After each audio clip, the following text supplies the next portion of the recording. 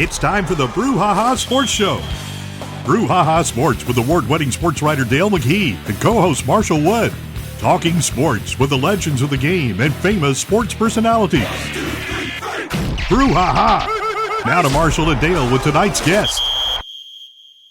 Good evening, one and all, and welcome to the Brouhaha. Marshall Wood here along with Dale McKee. Dale, how you doing tonight? Hey, it couldn't be better. Couldn't be better, man. Could not be better, baby. I like that, man. Dale, it's we're about through with February. A lot of things going on, sports still, nationally, locally. We got some stuff going on around our parts here, pretty close to home, with some of the War Eagle stuff. Baseball and basketball and softball. You got some things you could enlighten us on here tonight? Well, if we're talking about locally, we're here in Wayne County. The first thing, I guess the headlines are everybody's off to a great start, and some of them are off to a great finish. Yeah. Both our basketball teams are in, I guess, the Elite Eight, Final Four of the South. Our Wayne County girls will host West Jones Friday night. The winner gets to go to Jackson, and we're going to host them here. Hoping a great crowd comes to the game. Game time has been determined for 6 o'clock Friday night. Saturday, our boys will travel to Picayune. Oh, the Une. Everybody knows about the Une, right? Well, we'll be playing indoors this time, thank goodness, right? Yeah. And so they're going to play Saturday night at either 6 or 7 o'clock. So if they win, they'll be like the girls. They'll get to go to Jackson and play, and they'll take two from the South, the two winners. Friday night from the girls, Laurel and Brookhaven is going to play the other game in girls. And I think Florence goes to Hattiesburg in the boys game. Okay. So the other boys game. So those two winners from, saying the boys from Florence, Hattiesburg, and Wayne County Picayune go to Jackson, play two North teams. And that tournament starts week after, which would be around February 28th, March 1st. Okay. Hit you with a curve right here.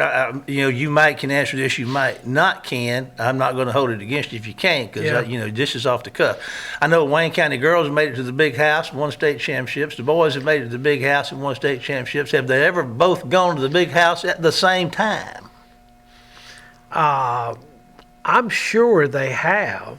Yeah. To be honest, I just know because of our great success in basketball. I grade our great success back to probably to the late 70s in basketball, as far as being in a state tournament about every year. Yeah.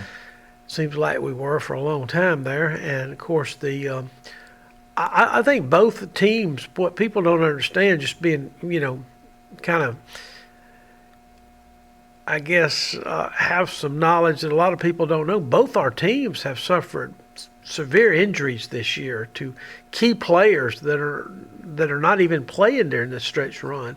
And so both coaches have done a phenomenal job, Coach Skelton and Coach Davis. Yeah. They've done just a great job. Yeah. And fishing it, we had three power lifters Friday. They went to Brookhaven.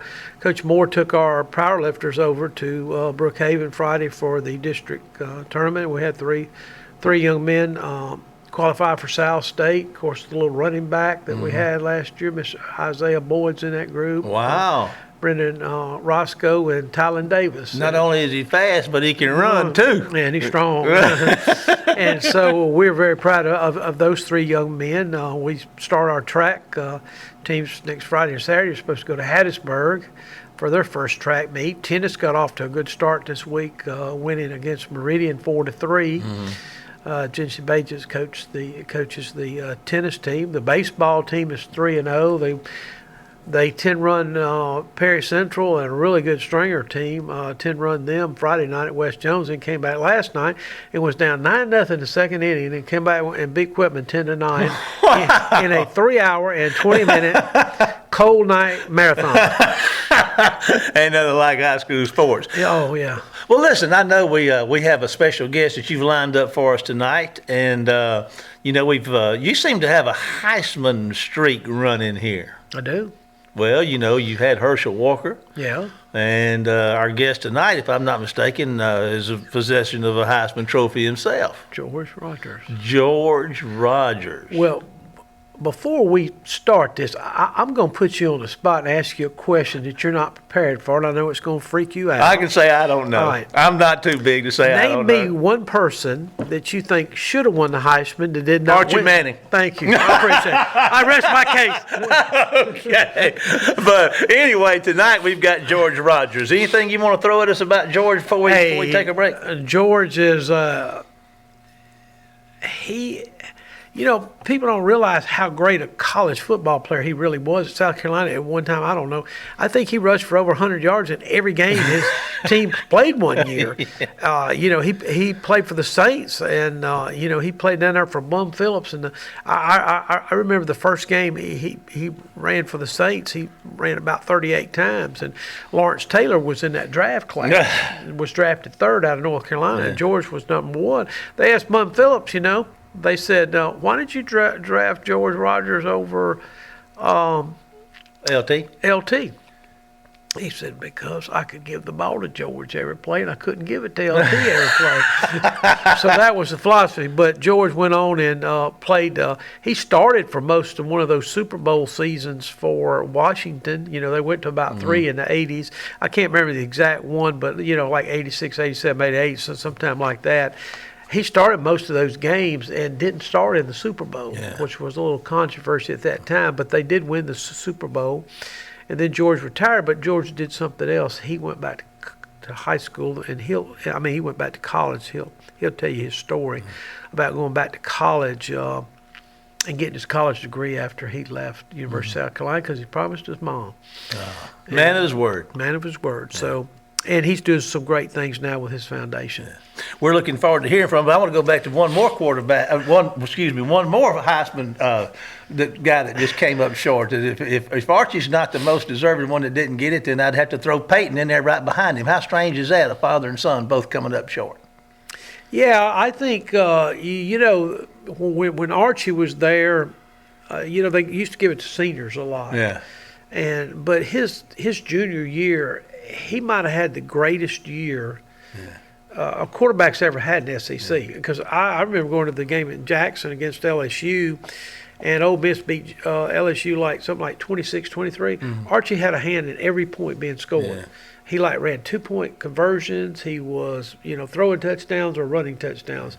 He had one of the probably, but it just wasn't that. That year they beat an undefeated Tennessee team and had that shootout with Alabama that everybody still talks about, and he set that SEC record of 540 yards total offense that lasted for 30 years. Yeah.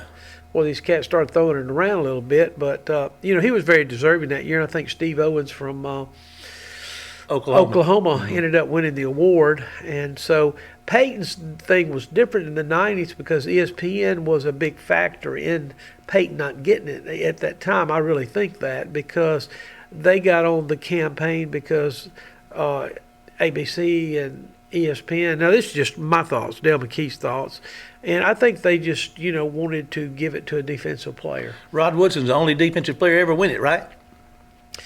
I guess because if Reggie White didn't win it, I don't know. I guess we need to throw Reggie White in there too.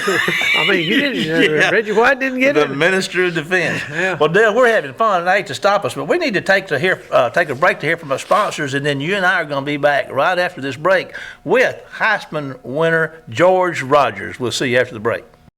Phillips Building Supply in Laurel, your hometown building supply store since 1954. We are locally owned and pride ourselves on helping our customers find exactly what they need. From foundations to roofs to doors and windows, Phillips has it. For tools, hardware, lumber, and plywood, visit Phillips Building Supply. Welcome to the show, George Rogers. How you doing, George? I'm doing fine, man. I'm just sitting up here listening to my wife and doing what you say do. Oh, come on now. Now, put your wife first. Your wife goes Amen. first. Yes, sir. What they say, happy wife with a happy life. Yes, sir. Chairman of the board. Yes, sir. No doubt about it. Right. Okay. Yeah. Well, George, you beat out some pretty good guys for the Heisman Trophy in 1980, didn't you? A guy named... Well, I don't know how good they was, but I think they were pretty good. Yeah, well... Hugh Green. Well, he's a Mississippi boy, so we know all about him from Natchez. Yeah, Hugh Green. I can't, my memory don't go too far back, but. Yeah. Well, now, was Herschel a freshman that year? Who that? Herschel Walker. Was he a freshman? Herschel Walker might have should have won it. To be honest. Well, he got his later on. Yeah, he got his 2 years later. Yeah. Well. And he should have had about 3 of them. Yeah. Yes. He was. He was a phenomenon. But you were a great football player too. Tell us a little bit about your. A lot of my linemen fighting for me, and they did a really good job. Yeah. Sure. Now you were from Georgia. How did you pick South Carolina to be your stopping point in college? Well, let me tell you, South Carolina had 2 senior running backs, Kevin Long and Clarence Williams. I don't know if you know any of those guys' names, but both of them played in the NFL. And those 2 guys were leaving at the same time. And I told my mom, I said, I want to go to Georgia, but South Carolina's got 2 running backs leaving at the same time. I think I have a better shot of starting going to South Carolina, and that's where I went, South Carolina. Yeah. How about that? Anyway, so but you had a great career out there, and of course now South Carolina, like today, it's in the SEC, but y'all played in the ACC, right? Actually, we was independent. Okay. And then we got in the ACC. But now back in the day though, when you were in the ACC and Georgia was in the SEC, y'all had some great games over, in that series. Ain't no question about it. We beat them one time. I beat them 13-10, and of course, Hershey wasn't in that game, thank God. You were. Oh. But Hershey and I are good friends now, and his wife Julie is a great girl. I enjoy going up there, and I spent the night with him one time and just had the best time. And we became friends, him and his brothers and cousins that he's got. I became friends with them, and I love me some Herschel Walker now. I'm trying to tell you that right now. George, I'm going to ask you a question. When you won the Heisman, did you ever, as a child, say, well, I'm going to be a professional football player. I'm going to play college football. I might win the Heisman. When did you start come aware of that was the path you were going to take and that you've been blessed to take? Let me tell you this first. I didn't think I was going to be a damn football player. Not to be exact. I wanted to be a basketball player so bad. Yeah.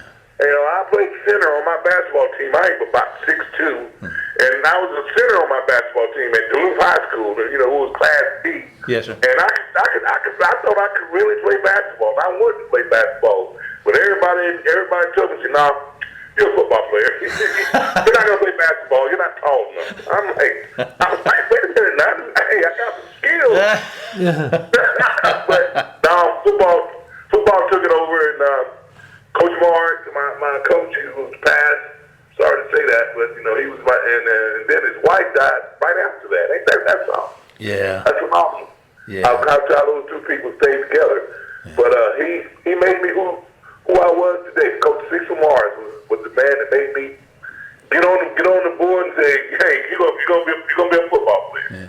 Now, what role did he have in your life at the time? Was he your football coach, or who was he? Daddy, my football coach, my daddy. Okay.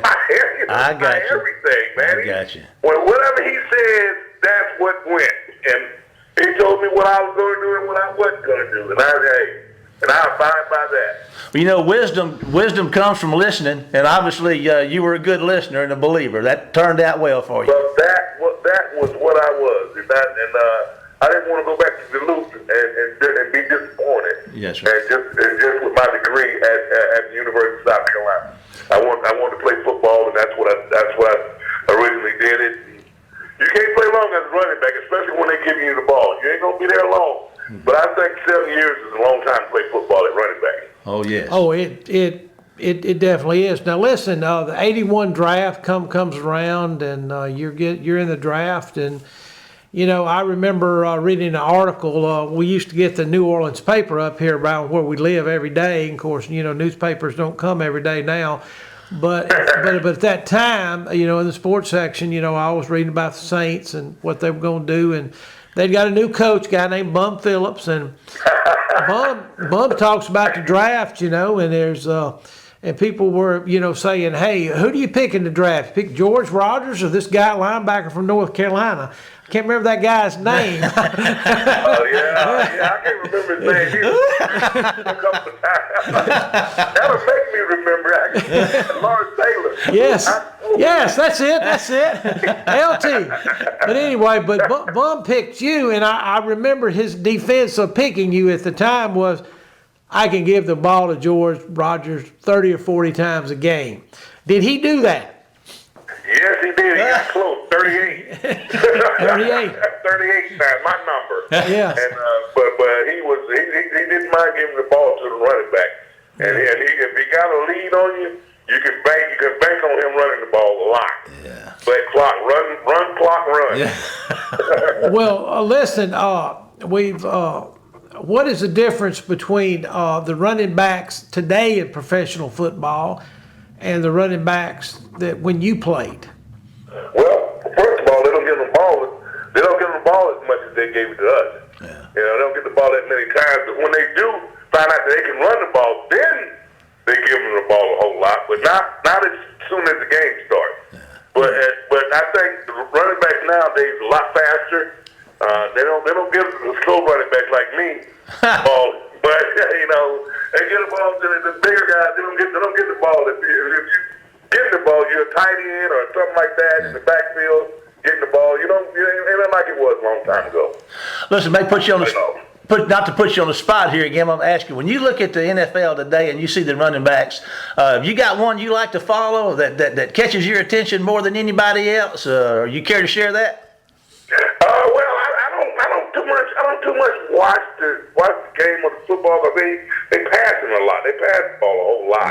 Yeah. But if I could say a team that likes to play the running back a lot, it probably would be Cincinnati likes to give their ball to the running backs a lot. Yeah. But then the guys start throwing the ball real good. Yeah. They pass a lot. So I don't really know how who get the ball as much I get as they used to. But like when we were playing, you know who's gonna get the ball if I'm in the game. Yeah. No. Yeah. It was brutal, wasn't it? It was. I still got injuries. I'm carrying today because of football. Oh, Well, listen, I'm just going to list these things that I have here before me, some of your career highlights. You were the Saints, were you the NFL's Rookie of the Year in '81? You were first team All-Pro, which is pretty good, your first year in the pros. You made 3 Pro Bowls during your career, your first, second, and your first season with the Redskins, and or your second season with the Redskins. And then you were the NFL touchdown leader in '86 with the Redskins, the NFL rushing leader in '81. You're in the Saints Hall of Fame, the South Carolina Hall of Fame. You won the Heisman Trophy. You won the All-American. Mr. George Rogers, you won about everything a football player would want from dreaming back in high school of what you wanted to do. And all thanks to the offensive line and the people that I played with. Yeah. Well, so they are the ones that made George Rogers look good. Yeah. And I tell people that, and I mean it. I don't just say that to just say because I got the award. Yeah. Those guys made me look good. Yeah. Well, you played with 2 different personalities in the NFL. At least I think you did from looking from afar. You played with Bum for, your first 3 or 4 or 5 years in the league, and then you went to play with, it seemed like an intellectual guy in Joe Gibbs.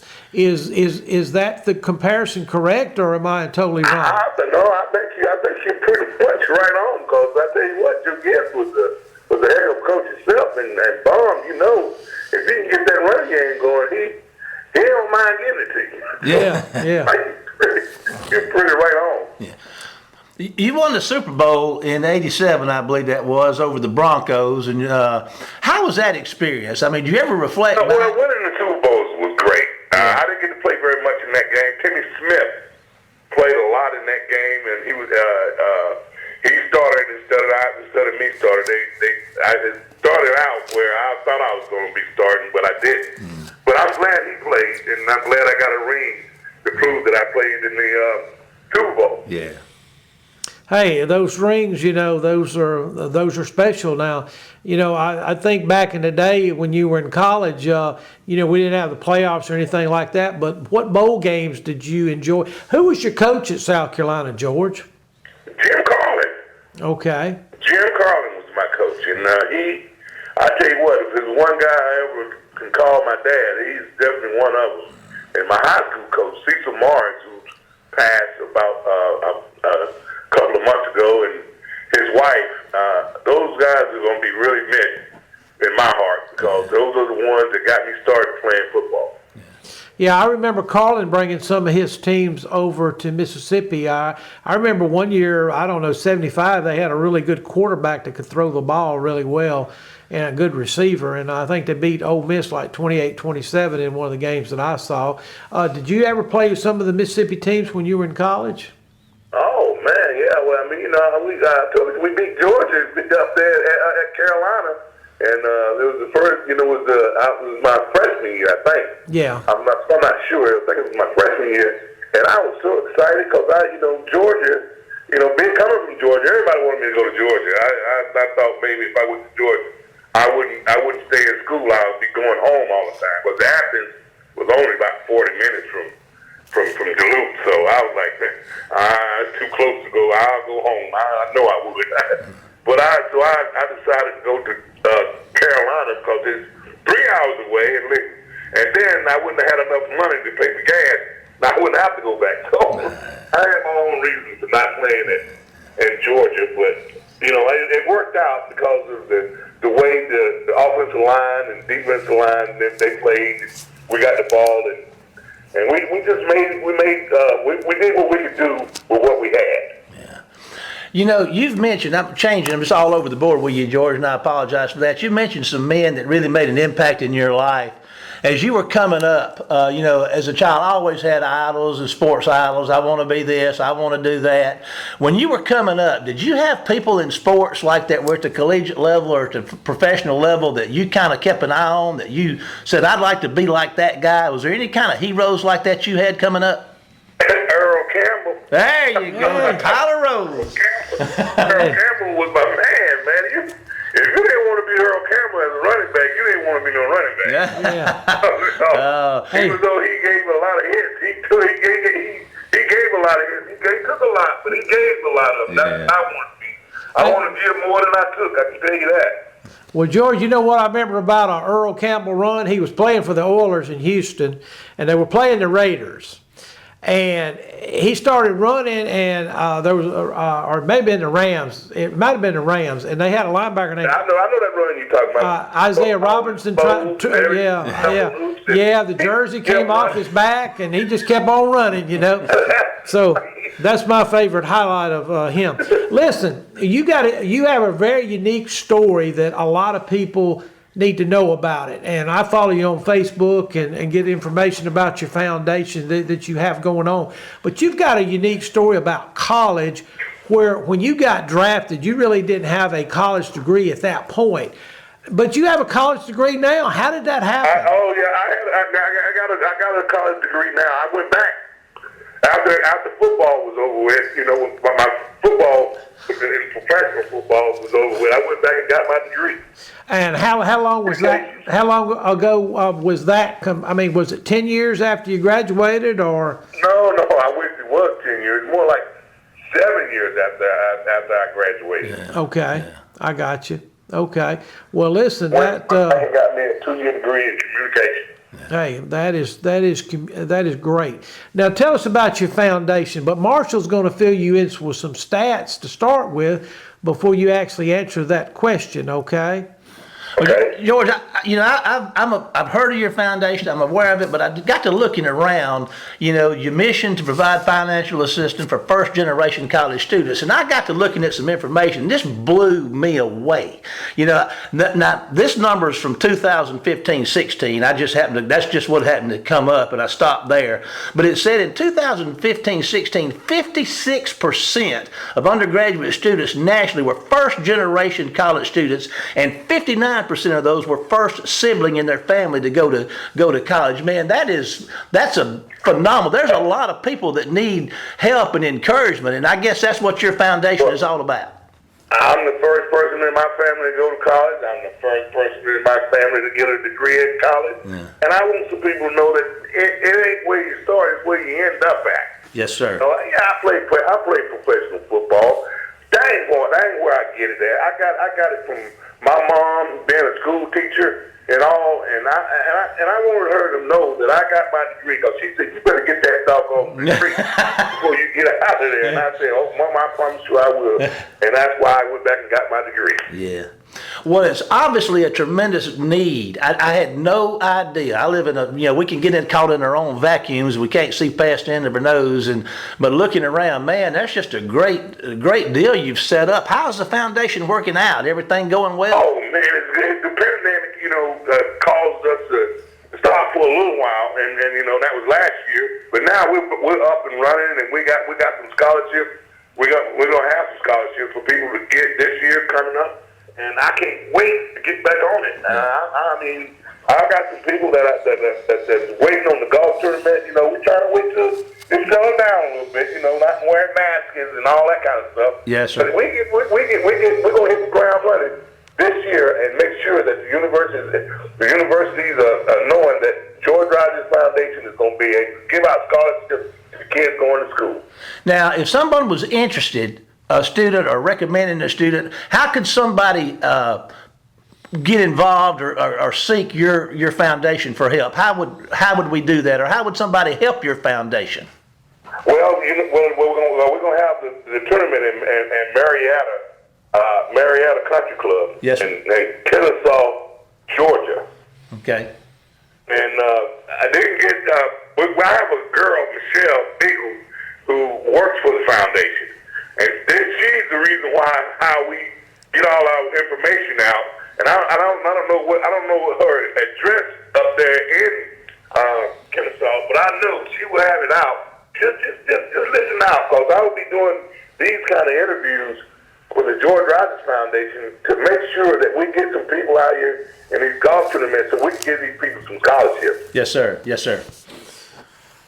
Well, George, that's a great venture, and we're going to spread the word down here in Mississippi for sure. Listen, to wrap up, let me just ask you a couple things. Your thoughts, your opinion. What about this transfer stuff in college football? You agree with that? Oh man, I mean it's getting hectic. When we went to school, it's more like. You got to get your degree first before you go on the pros. I'm just thinking some of these young kids, if they try to get them to go to pros, it's just not early enough. They got to get in there and get in with the undergrad first, and then maybe go into the pros. But I don't know. I don't know. But to answer your question, you can go to our website, and it's the George Rogers Foundation. And it's .org, and that's how you can get it. Yeah. I want to ask you one more question, and unfortunately we do have time limits, George, but I want to ask you a question, and you may have danced around this on the way through, but if you were standing in front of a bunch of high school athletes today, or if you had a message for the youth of our country, what would that be? Finish your high school degree, and then go to college. Because I'm telling you right now, they putting you in there. They putting you in front of a lot of men that done went through high school and college. Some of them. Yeah. And you don't want to really jump in. You don't want to jump in. Seem like you pushing yourself up too quick. Yes, sir. Don't be scared. Don't be scared to wait.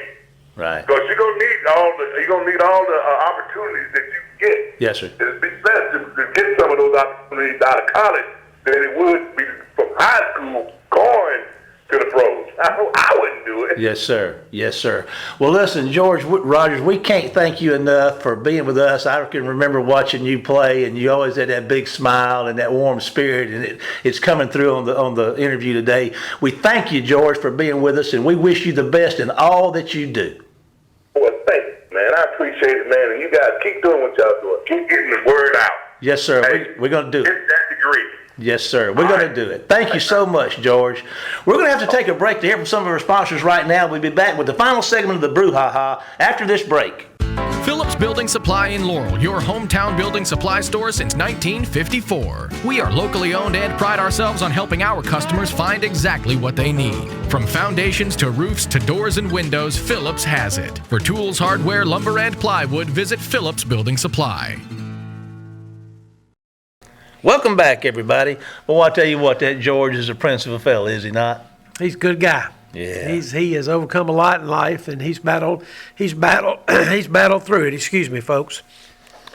Catch you. That's okay. Dale's all choked up. I mean, you let it not be said that you're not a compassionate fella, and you're moved by important things. Well, I do have a little allergy too. Oh, okay. But I am a compassionate person. Well, we've talked a bit about football, and I had prepared some football stuff here, but you told me that thought we had enough football for a while. You know what? I believe you're right. I get stuck in a lane, and it's hard for me to get out, but I don't want to consume too much time. Let's talk what's going on, what the big things in sports right now. Well, I think something that I think you'll appreciate this. USM football opened up last Saturday. Now let's get to the baseball. They opened up with spring football. They just don't know what conference they're going to play in. No, man, isn't that a mess? And we'll discuss that at a later time, folks. Right. When all the lawyers get all their money. But basketball season is. We got the Olympics. We got so much to talk about. We only got like a minute. I know. Well, let's talk about college baseball for just a minute. We had the opening of college baseball, and as you know, Mississippi fans are crazy about their baseball. Like over, 13,000 folks showed up for a Mississippi State game this past weekend against Long Beach, and Long Beach evidently is a real deal in their series against Mississippi State because Mississippi State took it on the chin in the series. Ole Miss opened with Charleston Southern, and Tim Elko's back from his ACL. He hit a couple home runs, but they also drew over like 11,000 fans for a Saturday game against Charleston Southern, which speaks volumes. It's not about who you play, it's who supports you. Amen. And then Southern opened up with North Alabama, and they had some great crowds. They had like 4,500 there for a Friday afternoon game, and that's pretty good. And, they won the series with North Alabama. So those guys, they'll get into, playing a midweek game and weekend series for about another 2-3 weeks. And then around sometime about the first or second week of March, they're going to get into the thing called conference play. Mm-hmm. So that should be pretty interesting because – the thing about the media, if people understand this, they have a Western Division and Eastern Division in baseball in the SEC.